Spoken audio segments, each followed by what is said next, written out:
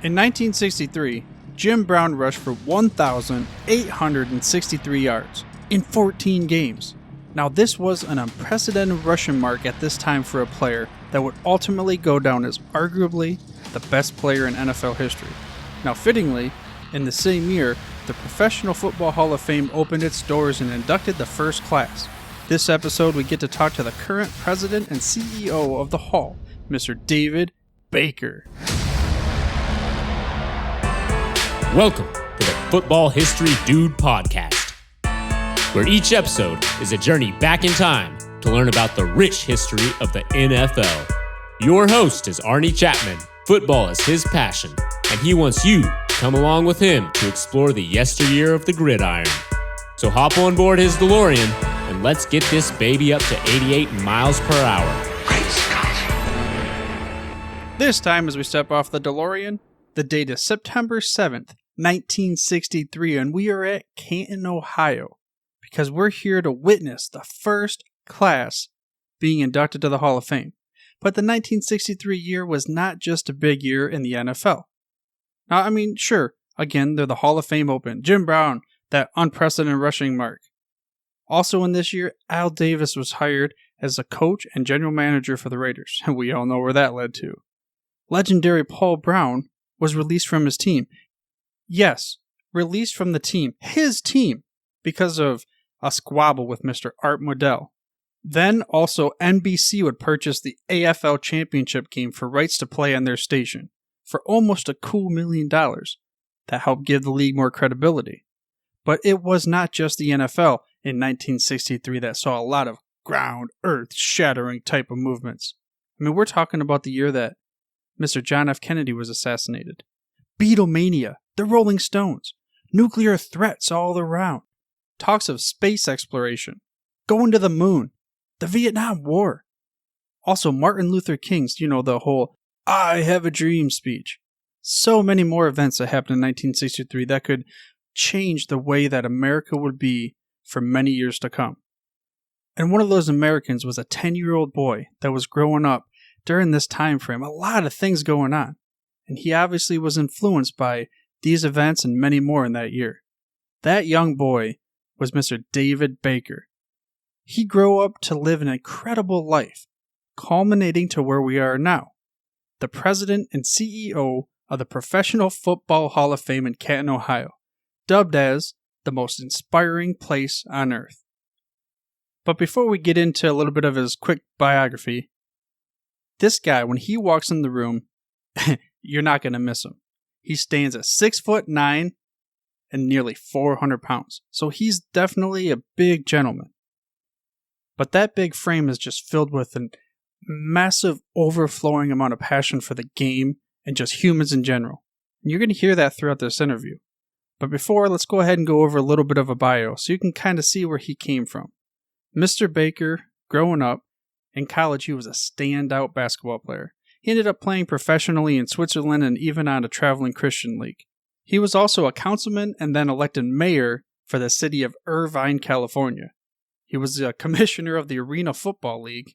He was a managing partner for Union Village, which is the first integrated health village in the world. Then in 2014, he took his next journey to what his current position is, the president and CEO of the Professional Football Hall of Fame. And I'll go ahead and include links in the show notes so you can learn more about David Baker and the Professional Football Hall of Fame and everything else that you want to know about this topic, which you can get to through your podcast player or by heading to thefootballhistorydude.com. Again, that's thefootballhistorydude.com. Also, while you're at it, I ask that you subscribe for free to the show by mashing that little subscribe button in your podcast player of choice. That way you get the hottest, freshest off the press episodes each and every week. But without making you wait any longer, let's get into this emotionally charged interview with Mr. David Baker. Hey David, welcome to the Football History Dude podcast. Great to be with you, Arnie. Yeah, great to be with you too. And speaking of great to be with you, you have what I would call one of the most unique, coolest, rewarding, whatever type of adjective you want to use, jobs in the world. And I'm not just talking about being the president and CEO of the Hall of Fame. I'm talking about Selection Saturday. And the joy that it must be to be able to go to those doors of Hall of Famers and knock on the door. I just wanted to ask you, what goes through your mind when you're walking up to those doors? I'll tell you, Arnie, it's not what's important that goes through my mind. It's what's going through their mind when I knock on their door. My first year we did this. We actually called guys because we didn't have time to knock on their doors, but we had brought them to New York, and we had to get them to Radio City Music Hall to roll them out live to the nation and introduce them on the honor show. And it was interesting because, we didn't have time to knock on the door, had to get them to the honor show. So, immediately after I got the envelope and opened it up, we started calling guys. So my first call was to Michael Strahan, who lived in New York. So we had to get him across town to Radio City Music Hall. The next guy was Derek Brooks, who had been a friend of mine, prior to me being at the hall. And I kind of wanted to call my buddy and tell him the good news. The third guy, was actually Ray Guy, longtime punter for the Oakland Raiders. He had been a finalist 29 years and he had been denied all that time. So when I got a hold of him, he almost didn't call because my cell phone is area code 714, Orange County, not Canton 330. And what was interesting, Arnie, was I told him, Ray, this is Dave Baker. I'm the new president of the Hall of Fame. And he said, yes, sir. And that slow Southern Mississippi drawl of his. And I said, Ray, it is my great pleasure. And with that, I could hear him fall to the ground. And I could hear his cell phone rattling around. And his wife going, honey, baby, are you okay? And I thought I killed my first Hall of Famer. But it took maybe about 2 minutes for him to get up. And when he did, he had the phone and he said, hey, I'm sorry. He says, I'm not sure I knew until now how much this meant to me.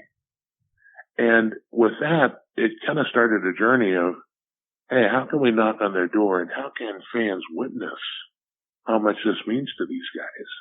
Because when I'm knocking on their door to specifically answer your question, they're not thinking how much money did they make. They're not thinking about their trophies or their records.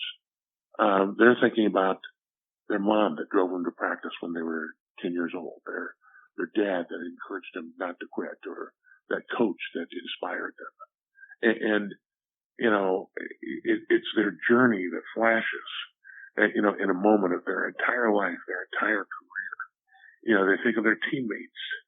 And so, I've had the privilege of knocking on doors and seeing that in the eyes of Jerry Kramer, who waited 45 years, or Randy Moss, who I've been so impressed by. I almost saw him transition right in front of me from, understanding like that this was something else that was about him to all of a sudden him being a representative for all that was good about the game. And I've been very impressed with Randy Moss. But every guy has been that way. And this year, as you may know, we had the opportunity to walk on the sets of, the NFL on CBS to, inform Bill Cowher. And, Bill is a very private guy. He loves to have that jaw shutting out there and show how strong that jaw is. But that jaw was quivering. And when he was hugging his wife and daughter, he was crying. When we went on the set of, Fox Sports, the next day in LA, Jimmy Johnson was not breathing. I mean, when they went to a commercial, he had to get his inhaler out because I thought he was going to fall over. So did Howie and Terry too. But it wasn't just them. It was everybody on the set was crying. And so it's great to be affirmed. It's great to be in such elite company. But for each of these guys, their journey is special, just like each of your listeners. Yeah, it's, as a fan perspective, when you get to see, just for instance, like you brought up Bill Cowher and Jimmy Johnson, when I saw you walking out, well, for Bill Cowher, because that was the first one, I knew what was happening, and I myself started tearing up for him just because I knew what that long journey was just about to come into. Yeah, it was great. I mean, when Fox cut away, to Troy Aikman, who I think was doing the game from Green Bay, he had tears coming down his eyes. And I think it's that moment, and in this job, in what the Hall of Fame does, there are a lot of moments like that. When the guys get their ring in the fall in their stadium in front of their fans, their Hall of Fame ring of excellence. When they get their gold jacket at the gold jacket dinner. I think it was John Stallworth who said that when he put that gold jacket on, it was as if he was being wrapped and surrounded by all the history of the game, from the first time they laced up a pigskin, to the last time they presented the Lombardi Trophy. And so history, which obviously is very important to you, Arnie, is very important. Lincoln said that if we do not honor our heroes, our nation shall not long endure.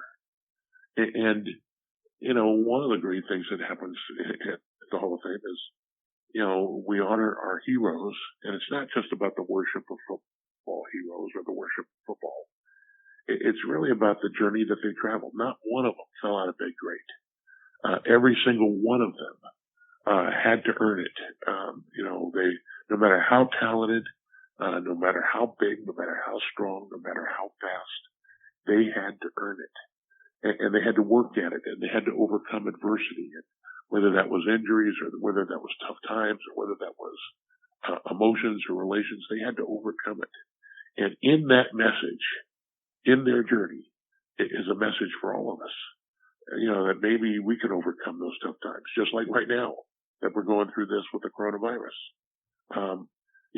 There's messages of hope out there in their journey that says, okay, we can make it through this. We're going to do it. And when we're done, we're all going to huddle up and we're going to make America stronger. But it's also messages that, that those values that these guys stand for, the commitment, the perseverance, the discipline, even the love, the respect. All those values will not only make you a Hall of Fame football player or a better football player, but they'll also make you a better businessman or businesswoman or husband or father or community or country. And so, in that history is some wonderful stuff. It's Hall of Fame. We sometimes call it the Church of Football, because there's great values there that if we all try to emulate, we're all going to be better off.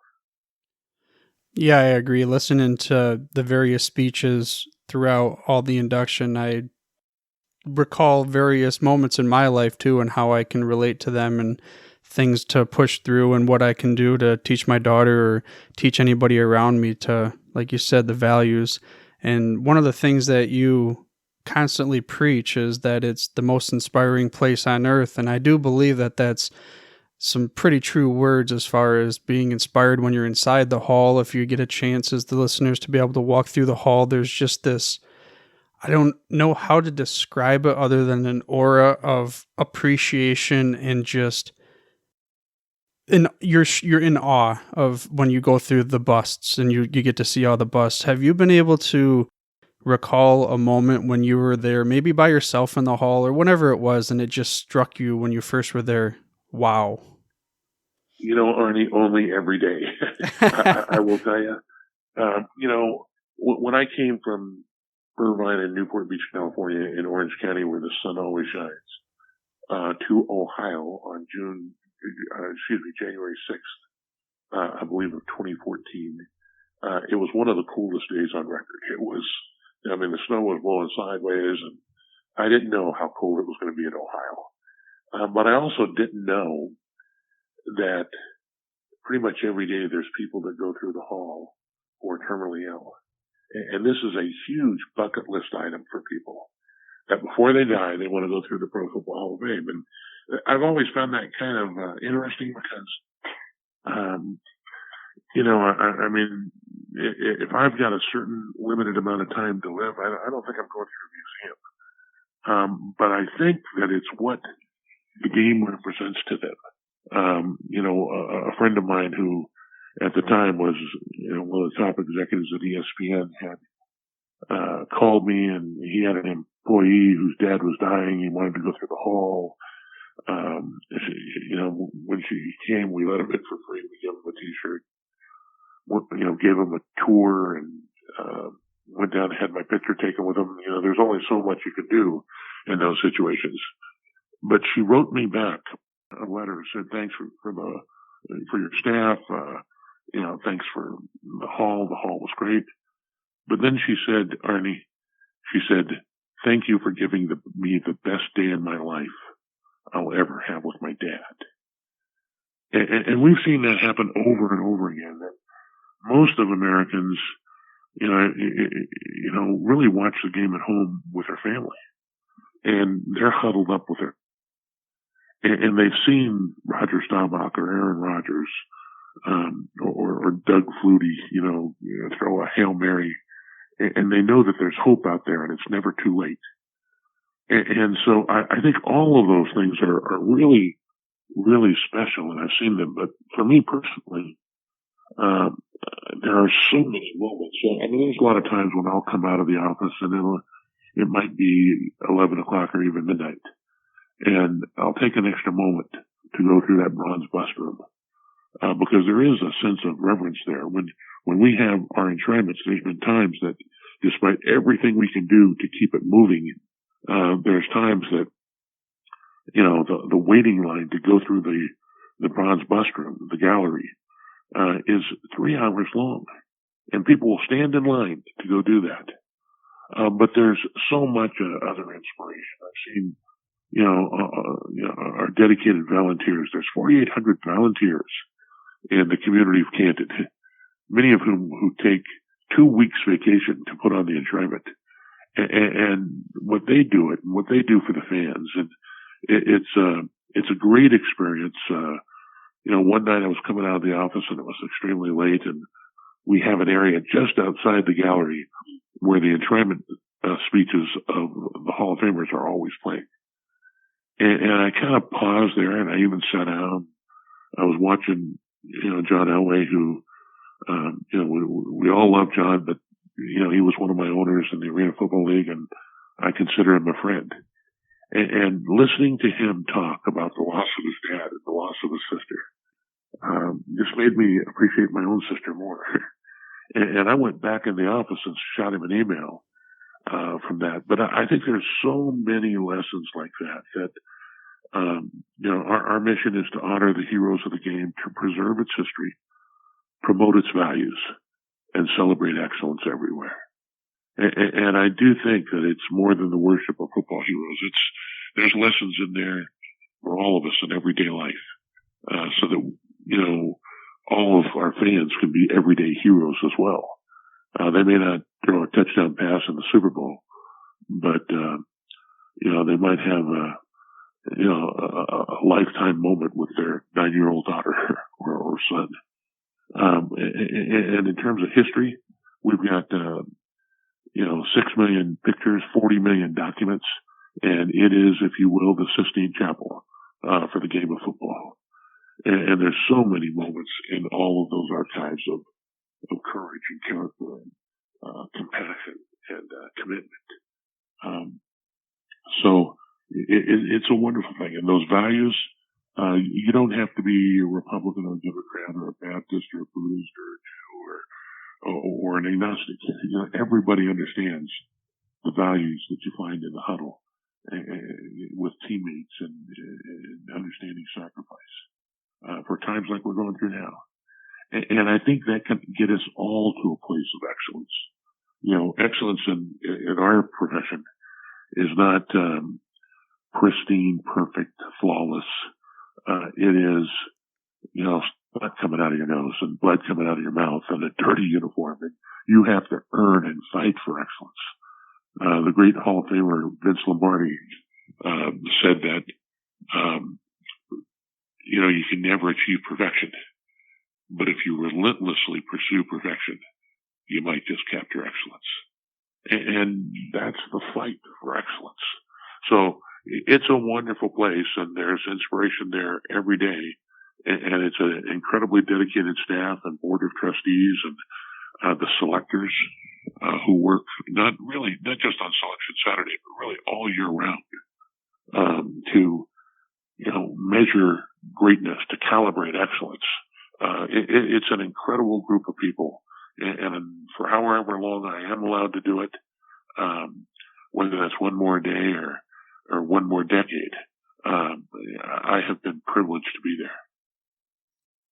Yeah, and I get the same feeling too when I, thankfully, the past couple of years, the 2018, 2019 enshrinement, I was awarded the media passes, so I got a little bit different type of perspective on it. And one of my favorite things, you bring up moments, and everybody has their moments. I do this, I guess you could call it on the street interviews with a lot of the fans that are at the hall, and I ask them to just describe to me for my podcast, what is your favorite moment of, NFL of all time? And of course, most of it's going to be revolving around that particular player that's being inducted. And it's just the responses, the stories, the tears and joys and all those kinds of things that they enjoyed with their family just takes me back. And I don't know how to describe it other than you have to see the tears on my face to be able to describe it. And that's the type of experience I get myself too. And you mentioned the mission. What does the mission of the Hall mean to you from your perspective? Well, again, for me, it's not Dave Baker. It's not any one person. It is really, about the game, to honor the heroes of the game. And a wonderful thing happens in that, Arnie, in that once you're honoring these guys, you have the opportunity to honor heroes in other disciplines.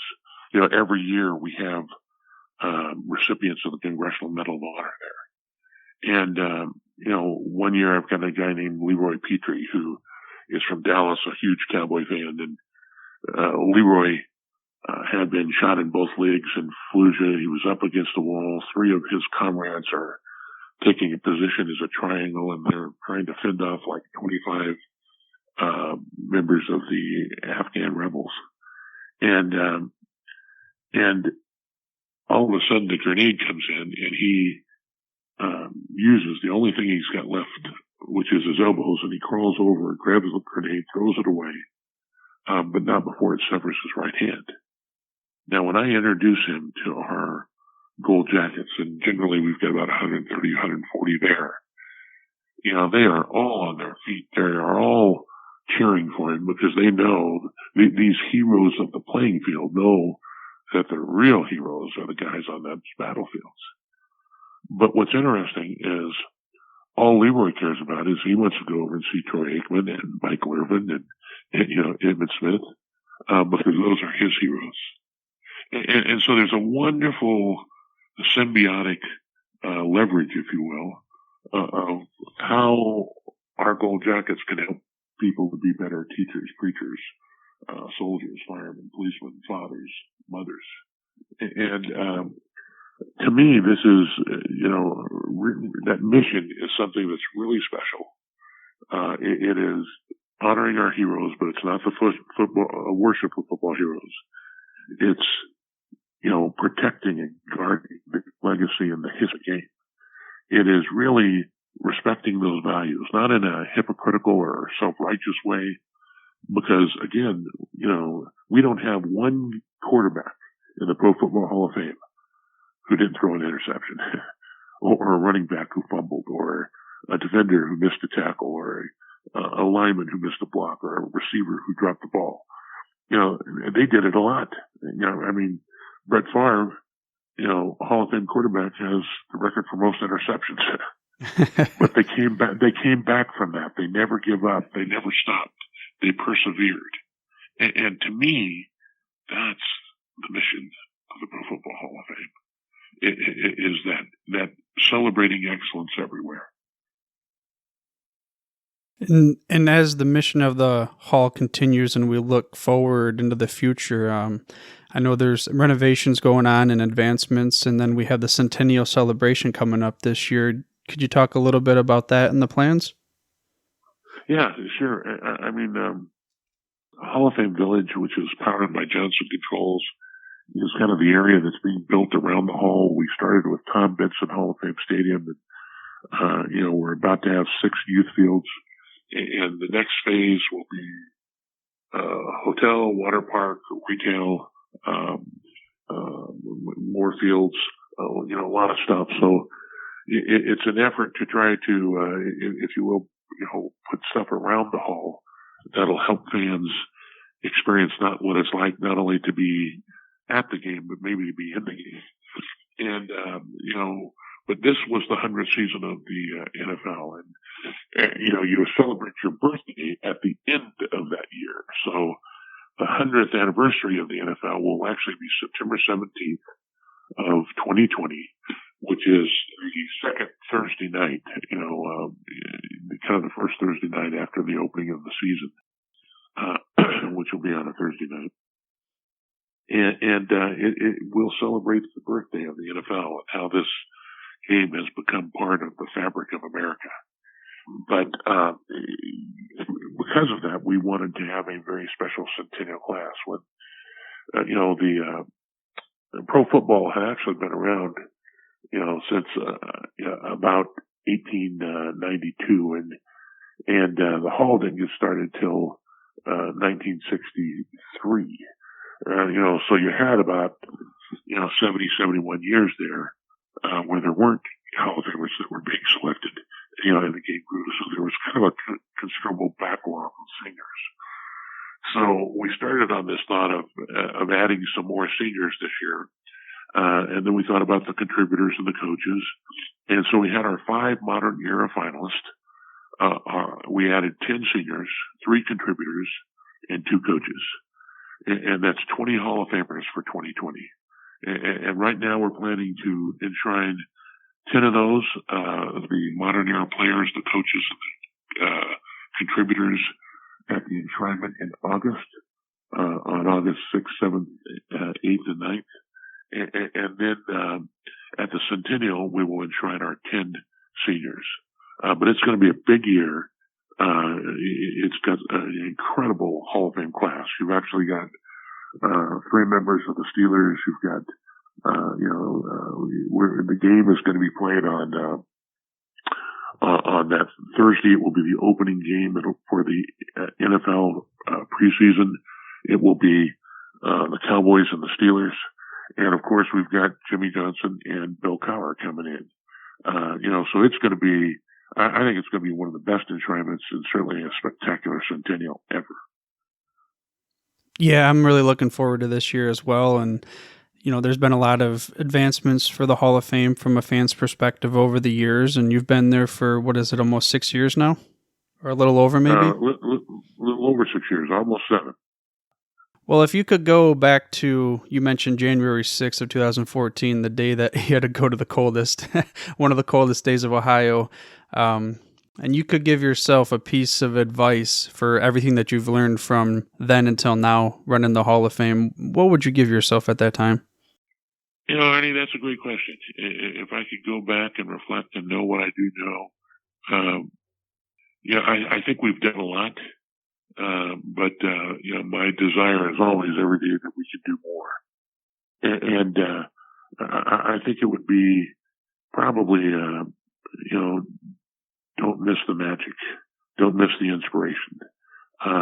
It has been a wonderful experience for me. I've enjoyed every minute of it. But I want all fans to feel, how special this game is. I think, right now our country's going through this coronavirus pandemic, and it's a challenge, and we've never experienced it.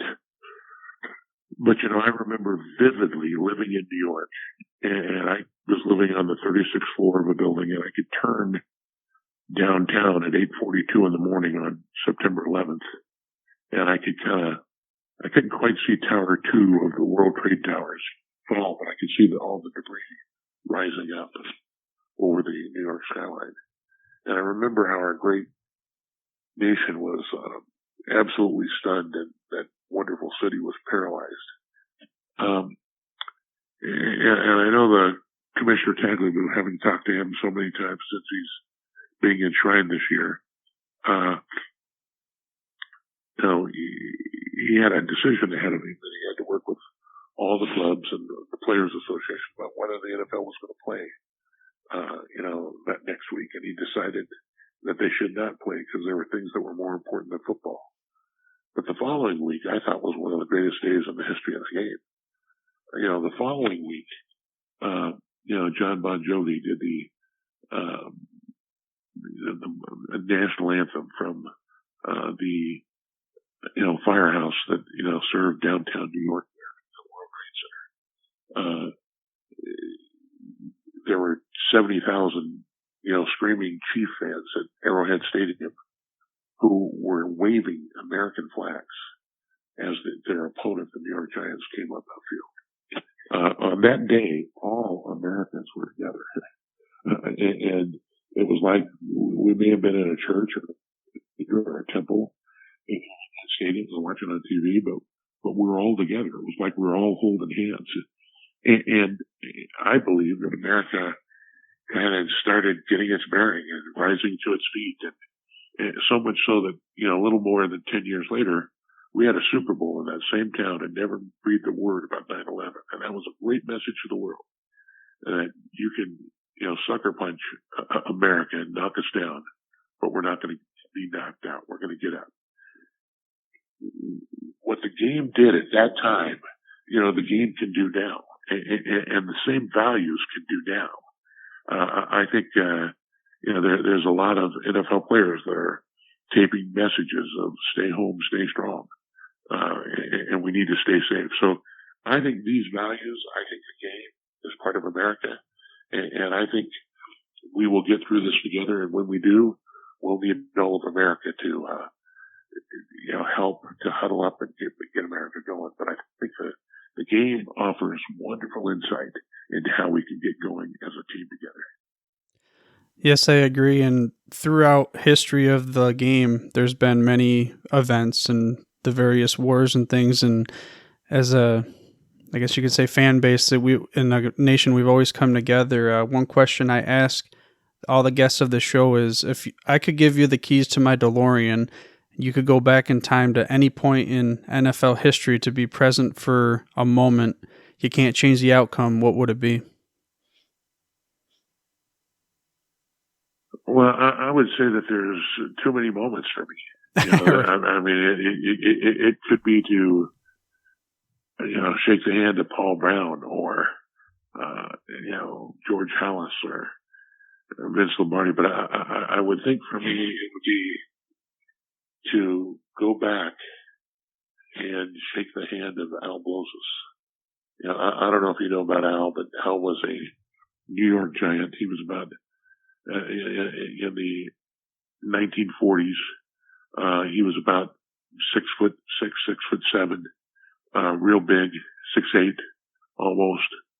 And when World War II broke out, he kept applying to try to get into the Army. And because he was so big, they kept turning him down. Finally, they, in 1944, they were getting to the point where they were running out of guys, so they let him in. He went to Europe and was kind of on the march to Germany. And he had a 2.5 week furlough, and he took his furlough. He went back to the New York Giants and played in 3 games that helped them get to the playoffs that year. And then when his, 2.5 weeks were over, he goes back to Europe. He ends up being a lieutenant in France. 2 of his guys go on a patrol and get lost. He goes out to look for him, and he never comes back. Nobody ever hears from him again. But to me, there are so many stories of guys like Al Bloses, who learned these values in football of sacrifice and teamwork and commitment, and took them to something else, like our military. Certainly Pat Tillman is that kind of guy. But for me, it wouldn't be to watch a moment. It would be to shake the hand and thank the people that made this game. Certainly for us at the Hall, it would probably be September 11th of 1920, to be in that room, of Ralph Hayes' Hupmobile showroom, when all those guys were gathering to decide to come together to form what was going to be the NFL. George Halas, Ralph Hay, Jim Thorpe. But yeah, there's a lot of moments that I would enjoy. Yeah, I agree. it's a near impossible task to try to pick one moment. But with all the moments in the history of the game and the Hall of Fame, is there any last pieces of information, words of wisdom, or expressions for the Hall of Fame you'd like to give the fans of the show? Well, I would just say right now, today, Arnie, stay home, stay safe, stay healthy, stay positive, stay strong. And this game teaches you that there's going to be adversity. You're going to get tackled for a loss. There's going to be a turnover. There's going to be interceptions. But if we stay together, we're going to not only make it through this, we're going to win.